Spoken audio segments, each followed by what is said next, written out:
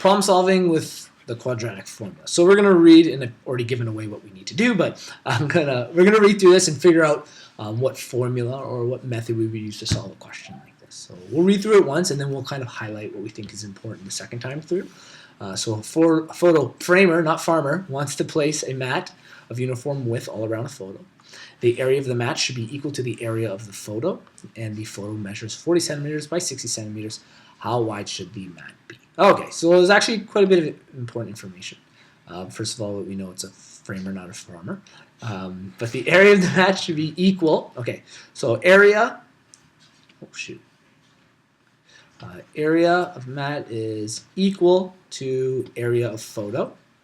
Okay, and the photo's measurements are 40 by 60, so we can figure out the area of the photo by that. And we need a uniform width all around the photo.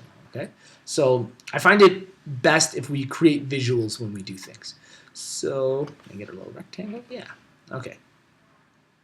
So if that's my photo, we'll say this is our 60 centimeters and this is our 40 centimeters. Okay, and this person wants to do a frame all the way around. That's the same length.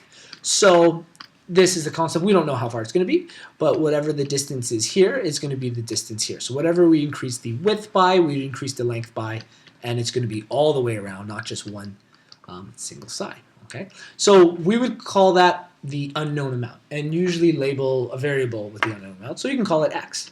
And since it's the same all the way around, it's x, and this is x, and this is x, and this is x. Okay, so we have a whole bunch of x's all the way around here.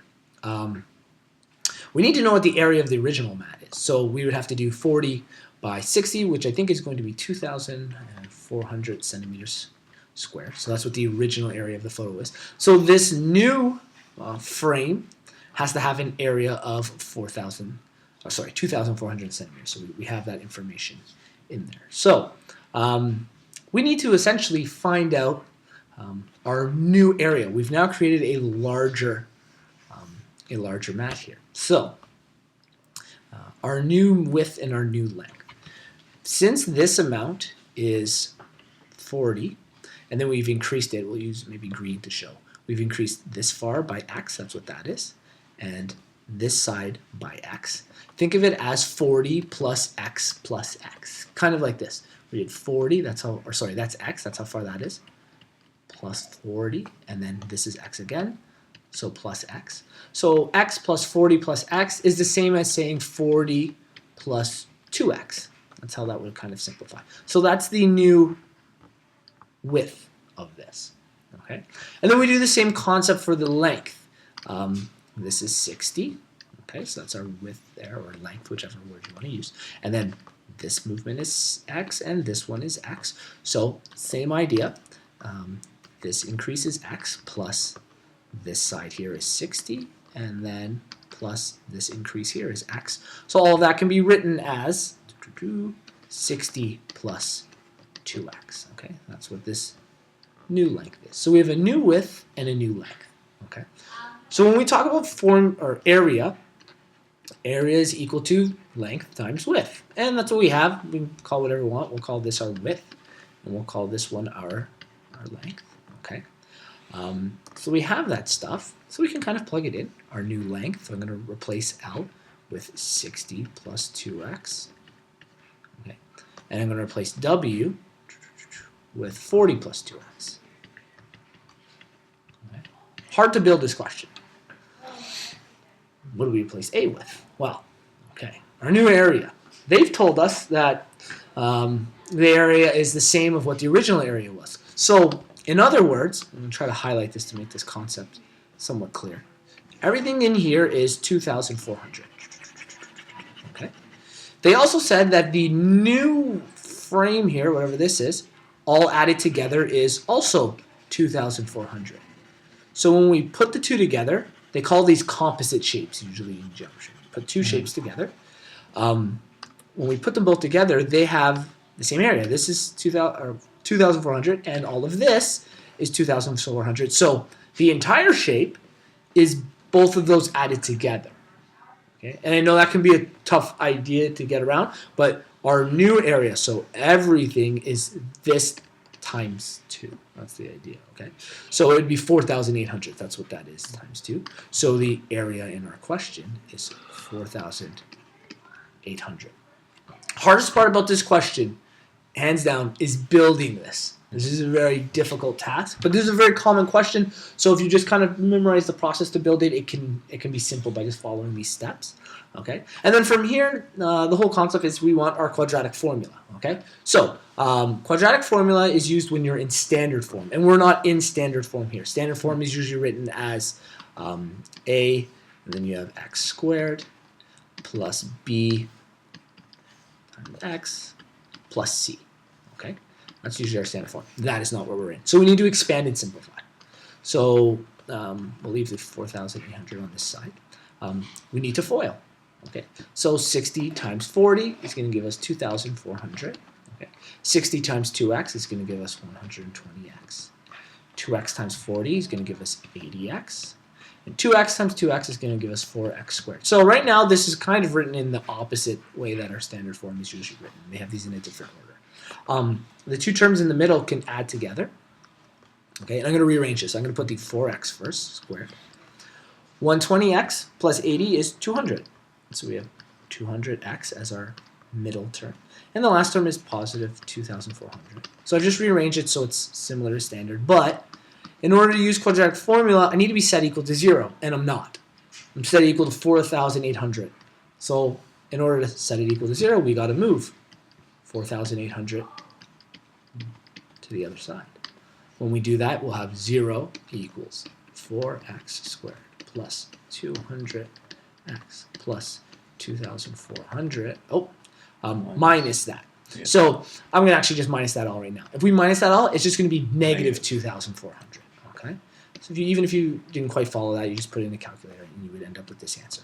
So now we have an A, a B, and a C. After all of that work, we can finally put something into the quadratic formula, and it's going to give us two values. And most likely, one of the values will be probably a negative. Okay, not guaranteed, but if it's a negative, that doesn't really make sense. We can't increase something by a negative length. So one of them is probably only going to be logical. So I'm going to write out our quadratic formula. The quadratic formula states that x is equal to negative b plus or minus the square root. This is familiar, right? Yeah. Okay. Square root of b squared minus 4 times a times c, all divided by 2 times a. Okay. So now this is like a plug and play, they would call it. You just plug numbers in and work out bed mass. So negative b, that means that's going to be negative 200. So I'm going to write everything in black now. 200 plus or minus the square root of. Okay, b squared, 200 squared, 40,000? I think it's 40,000. Okay, minus 4 times the a value is 4. The c value is negative 2,400. Okay, and then everything is divided by 2 times 4 again. Okay, so now I'm going to calculate this. Equals negative 200 plus minus the square root. So we're going to do that all in one step. Okay, so 4 times 4, whoops, let's delete all of that. 4 times 4 times 2,400 is positive 38,400 because a negative times a negative is a positive. Okay, so this should be 40,000 plus whatever we had there. So now we have 78,400. So we're looking for the square root of, what did I say? 78,400? Yeah. Huge value. Divided by 8. Okay. Let's see, whoops, if we can get a nice square root when doing this. The square root of this amount is 280. Okay, so now we get negative 200 plus or minus 280 divided by 8. So, again, we split things because we have a plus and a minus. So x equals negative 200 plus 280 over 8. and x equals negative 200 minus 280 over 8. Okay. So on the left side, we get, this is going to be 80. Okay, so 80 over 8, x is 10. So it's saying, change it by, that's not 10, 10. Change it by 10 centimeters on every side. That's logical, that makes sense. And this side says negative 480 divided by 8, which is negative 60. So it's telling you to reduce by 60 centimeters, which literally makes no sense because when we go up to the top, one of the sides is only 40. So if you reduce it by 60, you're literally having a side that's negative 20. That makes absolutely no sense. So if they ask you for the new area, what they said is you increase the x value by 10. So because we're increasing the x values by 10, we're actually increasing the entire side by 20. Does that idea make sense? Because each x is 10, exactly. So this is actually now 80, and this is 60. So the new thing is 80 times 60, and 80 by 60 should give you 0.0048. And if you remember, we said the new area was going to be 4800. Okay. Big question. Tons of stuff.